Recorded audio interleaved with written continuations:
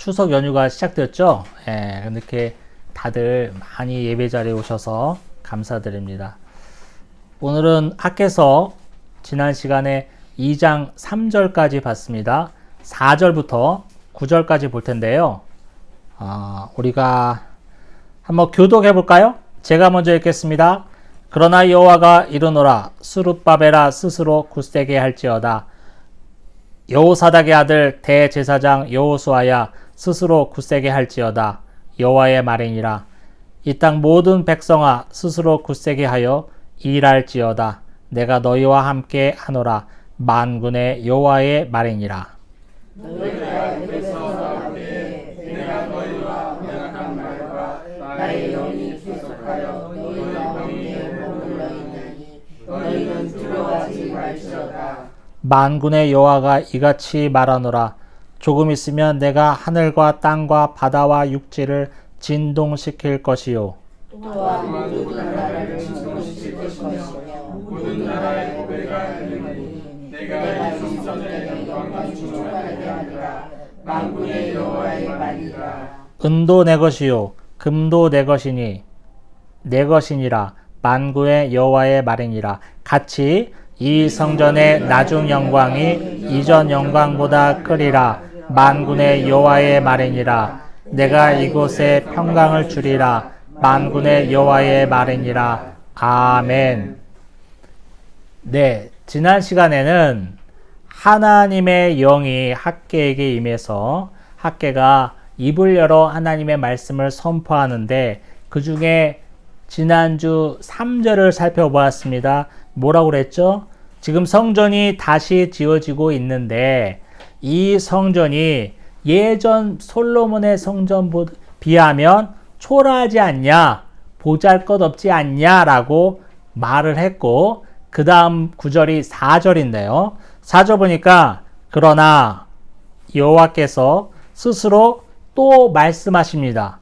말씀하시는데 누구에게 말씀하냐면 학개서 1장에서부터 계속 언급되던 스룹바벨, 또 대제사장 여호수아, 또 이 땅의 모든 백성들에게 말씀하는데 이 말씀하는 내용 중에 반복되는 말이 있어요. 뭐죠? 4절에서 반복되는 말이 뭐예요? 굳세게 할지어다. 굳세게 할지어다를 반복하고 있어요. 여러분, 굳세게 할지어다 이 말을 들으니까 언뜻 생각나는 성경 본문이 있습니다. 어디입니까?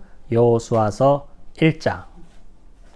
모세 이후에 이스라엘의 지도자가 되었지만 모세만큼 할 자신이 없었던 잔뜩 찌그리고 있던 여호수아에게 하나님께서는 여호수아서 1장에서 몇 번을 반복해서 여호수아를 깨웁니다. 일으켜 세웁니다.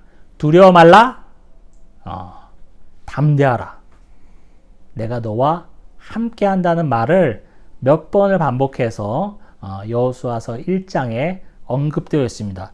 마치 그 장면이 생각이 납니다.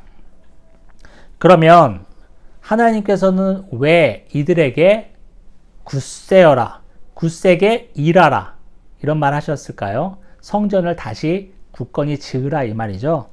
쉽지 않다는 거예요. 성전을 다시 15년간 멈춰져 있던 성전 건축을 다시 일으키기가 쉽지 않으므로 다시 굳세게 일하라고 말씀하셨고, 왜 이들에게 굳세게 일하라, 굳세어라, 너희들이 굳셀 수 있다라고 한 이유가 5절에 나와 있습니다. 5절에 뭐라고 나와 있냐면요. 우리 같이 한번 읽어보겠습니다. 5절 시작. 너희가 애굽에서 나올 때에 내가 너희와 언약한 말과 나의 영이 계속하여 너희 가운데 머물러 있나니 너희는 두려워하지 말지어다.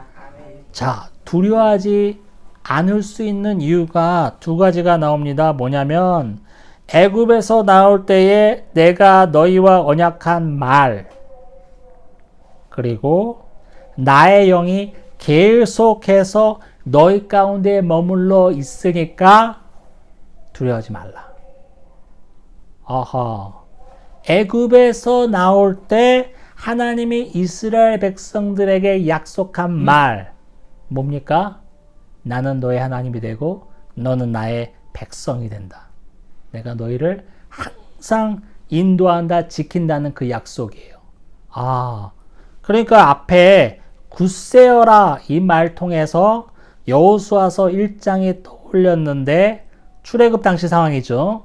그리고 5장에서는 노골적으로 출애굽 당시에 이스라엘 백성들에게 하나님이 약속하신 말을 언급하면서 역시 오늘 읽은 본문이 전체적으로 보면 출애굽 당시의 배경과 오버랩됨을 알 수가 있어요. 아무튼 출애굽 당시에 이스라엘 백성들에게 약속했던 말은 나는 너의 하나님이 되고 너는 나의 백성이 된다. 내가 너희를 항상 인도한다는 그 약속의 말이죠. 또 그 말과 나의 영, 하나님의 영이 하나님의 영이 이스라엘 백성들과 함께 있다라는 거죠. 계속해서 함께 있다는 거야. 출애굽 당시는요, 지금 이때 당시 학개 선지자는 주전 500년, 520년경 이야기잖아요. 출애굽 당시는 한참 앞의 이야기예요. 한참 앞의 이야기. 너희 선조 이스라엘 백성들을 출애굽시켰던 그 하나님의 약속이, 그 당시 함께했던 하나님의 영이 한참이 지난 너희들에게도 똑같이 유효함으로 담대하라. 이러는 거예요. 이스라엘 백성들은 출애굽 역사를 통해서 자신의 민족의 정체성을 확고히 했습니다. 그리고 우리는 하나님의 백성이다라는 것을 정확하게 인식하기 시작했어요. 그 전 430년 동안 애굽에서 종살이 할 때는 이게 우리가 하나님 백성이 맞는지 어쨌는지, 옛날에는 안 그랬다는데 도대체 아브라함과 이삭과 야곱의 하나님은 어디 가셨을까? 왜 우리가 이렇게 430년 동안 종살이하고 있는데 아브라함과 이삭과 야곱의 하나님은 우리를 보고만 계시나? 이런 느낌이 가득했기 때문에 그들에게는 하나님이라는 느낌이 거의 없다시피 했어요. 우리가 하나님의 백성이라는 정체성이 완전히 무너진 상태였어요. 근데 출애굽의 역사로 말미암아, 그 기적 같은 역사로 말미암아 이스라엘 백성들이 다시 하나님의 백성임을 확고히 할 수 있었죠. 그 내용을 오늘 학개 선지자를 통해서 하나님이 다시 말씀하심으로 이 듣는 이스라엘 백성들이 그렇다. 우리는 하나님의 백성이다. 우리 조상을 출애굽시켰던 그 하나님이 지금도 함께 하시는구나라는 힘을 받는 거예요. 격려를 받는 거죠. 그래서 담대할 수 있는 겁니다. 그리고 계속 만군의 여호와의 말이니라 언급됩니다. 여호수아서 강의할 때도 말씀드렸다시피 만군의 여호와라는 표현은 하나님께서 특별히 군사적인 용어를 사용하므로 모든 전쟁이 하나님께 속했고 모든 열강이 하나님의 손안에 있으며 이스라엘 백성을 친히 이끌고 보호하기에 부족함이 없는 절대적인 존재를 설명하는, 수식하는 그런 문구입니다.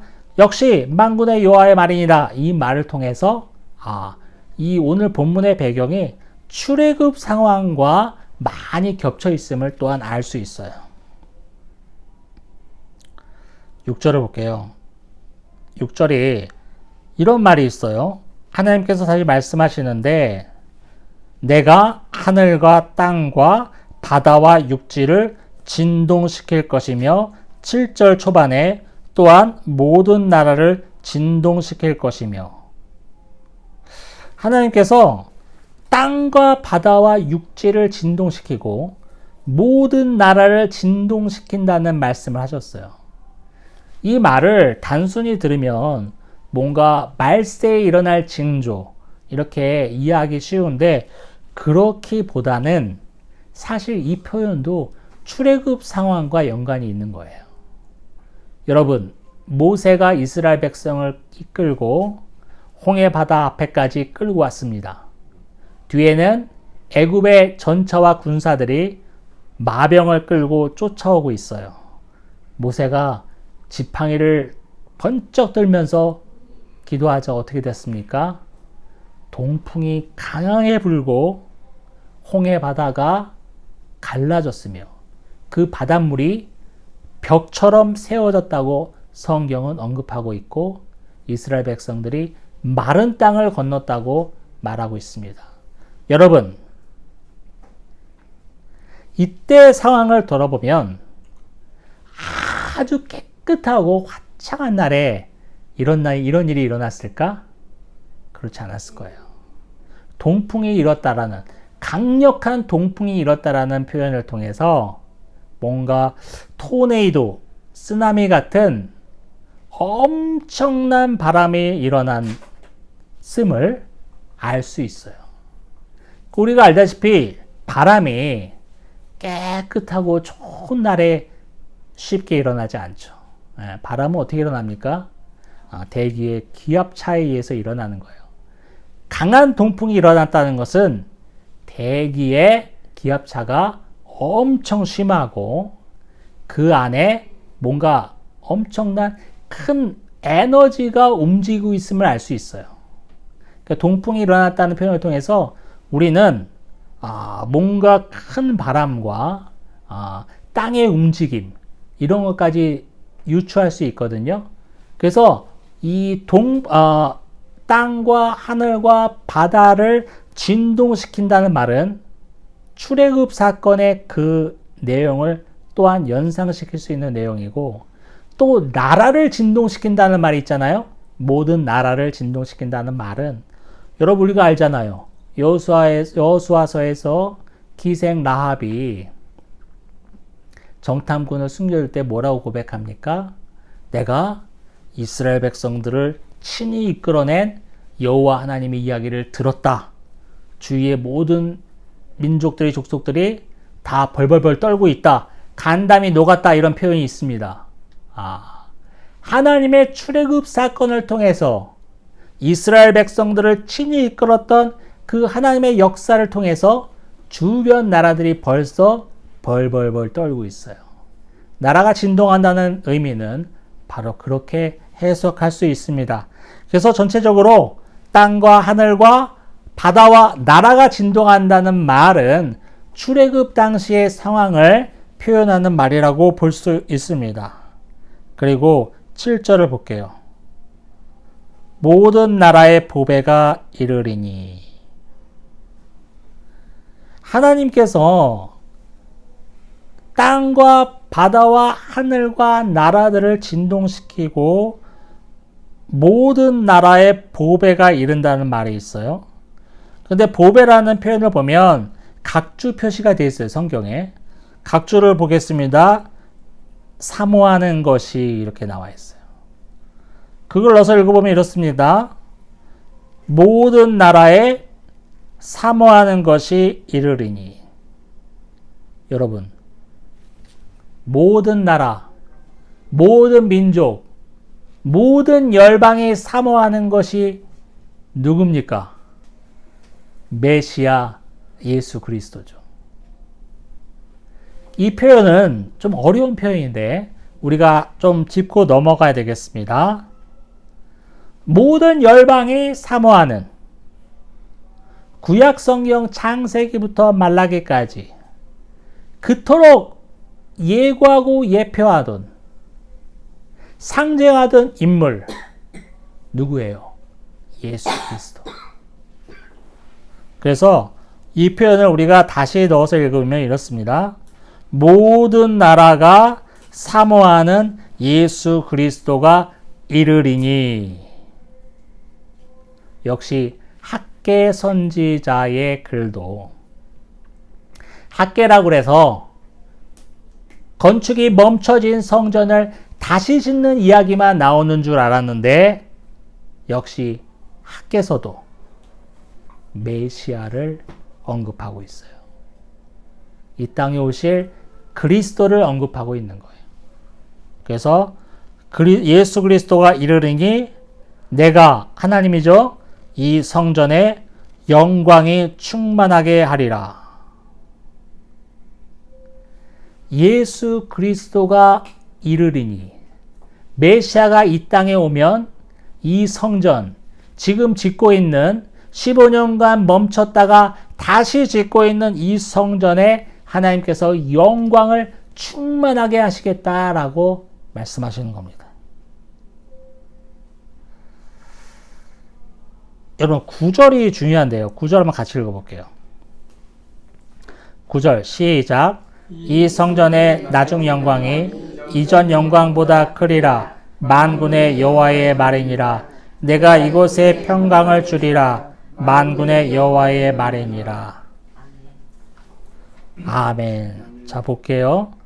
이 성전의 나중 영광이 이전 영광보다 크리라. 지금 짓고 있는 성전이죠. 지금 짓고 있는 나중 영광이, 지금 짓고 있는 성전이 다 지어졌다 칩시다. 그럼 엄청 영광스러운 모습이겠죠. 그 영광이 이전 영광, 이전 영광은 우리가 전에부터 계속 언급되었던 솔로몬 성전이죠. 그러니까 이거를 단순히 지금 학개 선지자를 통해서 다시 짓게 된 이 성전이 완공되고 나면 예전에 예루살렘 솔로몬 성전보다 더 영광스럽겠다라는 뜻이 아니라 여기서 성전은 누굴 의미하냐면요. 요한복음 2장 19절부터 22절까지 제가 읽겠습니다. 예수께서 대답하여 이르시되 너희가 이 성전을 헐라 내가 사흘 동안에 일으키리라. 유대인들이 이르되 이 성전은 46년 동안 지었거늘 네가 3일 동안 일으키겠느냐 하더라. 그러나 예수는 성전된 자기 육체를 가리켜 말씀하신 것이라. 너무나 유명한 말씀이죠. 예수님이 어느 날 갑자기 지나가다가 이 성전을 허물라 내가 3일 만에 짓겠다고 말씀하십니다. 그러니까 유대인들이 그 솔로몬의 화려한 성전 말하는 거예요. 아직 무너지기 전이니까 무슨 소리 하는 거야? 이거 솔로몬이 46년 동안 지었는데 네가 어떻게 3일 만에 지어? 그러나 그 성전은 눈에 보이는 그 화려한 솔로몬 성전 건축물을 말하는 것이 아니라 예수님은 자기 자신을 지칭해서 하신 말씀이죠.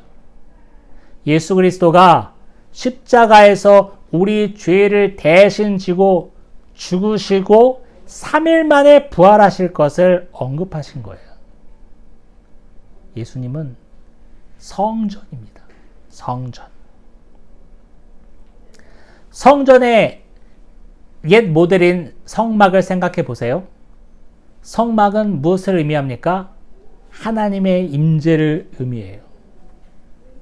그래서 40년 광야 생활 동안에 이스라엘 백성들이 이동할 때마다 성막도 이동하였습니다. 이스라엘 진 가운데에 딱 성막이 버티고 있었어요. 이스라엘과 함께 움직이는 하나님을 상징하는 거예요. 함께 하나님 뭐죠? 임마누엘. 임마누엘. 임마누엘. 여러분, 임마누엘은 누구의 이름입니까? 마태복음 1장 보라 처녀가 잉타하여 아들을 낳으리니 이름을 무엇이라 하라? 임마누엘.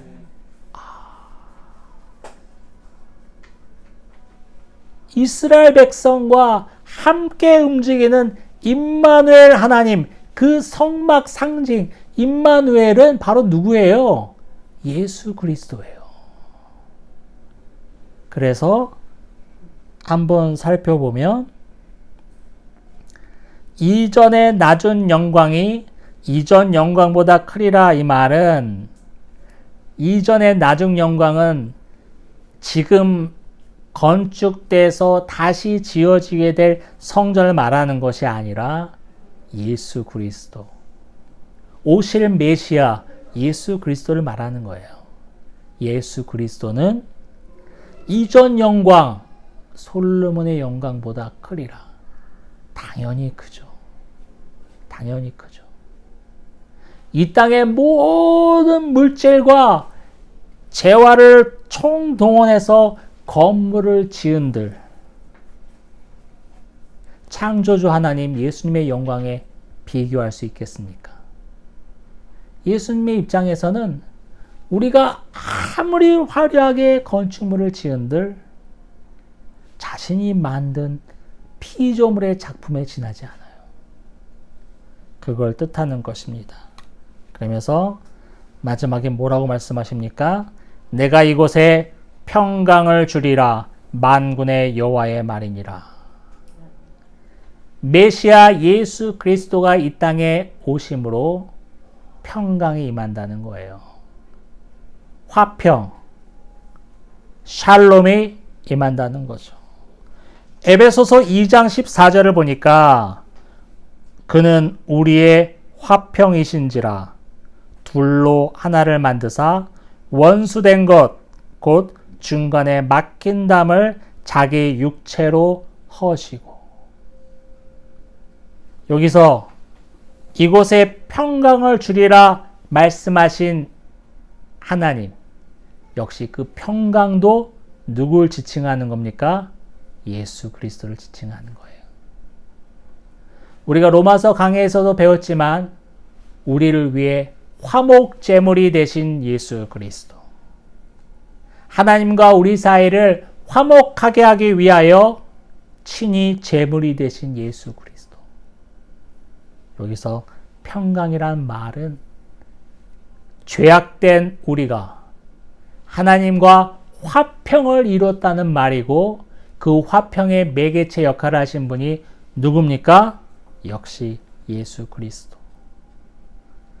9절은 오실 메시아를 선포하고 있는 겁니다.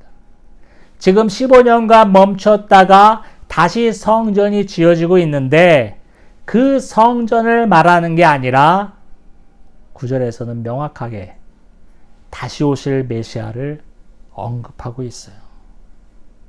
학개서 역시 소선지서 역할을 명확하게 하고 있는 것입니다. 명절이 이제 연휴가 시작되었습니다. 명절에는 오랜만에 식구들과 친지들이 모이다 보니까 이런 말 저런 말 나오는 끝에 오빠 나 진짜 이런 얘기까지는 안 하려고 그랬는데 그럼 하지 말았어야 돼. 근데 하게 되지. 그러면서 섭섭한 일, 서운한 일 터져 나와요, 안 나와요? 나옵니다. 우리 집만 그런 것 같지? 아니야. 다 그래. 이재용 회장님 때도 똑같아. 다 그래. 그러면서 기분 좋게 헤어져요. 얼굴 붉히면서 헤어져요. 아우, 다시는 내가 오빠네 집 가나봐라. 이러면서 나옵니다. 오늘 평강 대신, 화평 대신 예수 그리스도를 살펴보았어요. 믿는 저와 여러분이 우리 집안에서, 가족에서, 가족 가운데 화평하게 하는 자의 역할을 하기를 원합니다. 조금 손해보더라도, 조금 내가 불이익을 받더라도 가족 간에 화평을 이루게 하는 역할을 저와 여러분이 할 수 있기를 원합니다. 그러면 우리의 죄를 대신 지시고 십자가의 죽으심으로 말미암아 하나님과 우리를 화평케 하신 예수 그리스도께서 얼마나 기뻐하실까요? 그것보다 기뻐하실 일이 없다고 생각이 드네요. 이번 명절은 저와 여러분이 화평케 하는 자의 역할을 할 수 있기를 원합니다. 그래서 가족이 더 화목해지고 가족이 조금 웃으면서 헤어질 수 있는 일이 있기를 예수 그리스도의 이름으로 축원합니다. 아멘.